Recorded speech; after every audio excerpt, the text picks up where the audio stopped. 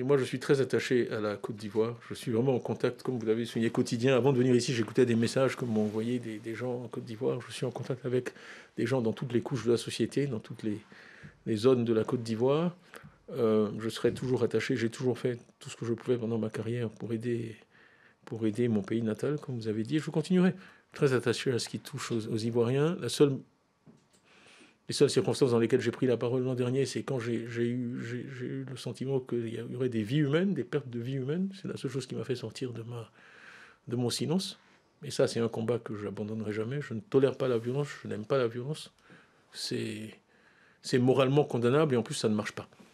Donc vraiment, il n'y a pas d'excuse pour le recours à la violence. Voilà, ça, c'est mon combat.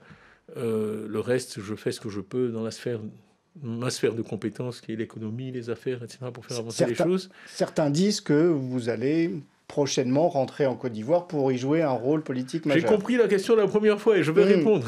Tout ça. C'est vous qui allez perdre patience. Non, je plaisante. Non, écoutez, reposez-moi la question en 2025. Donc c'est pas un non. Reposez-moi la question en 2025.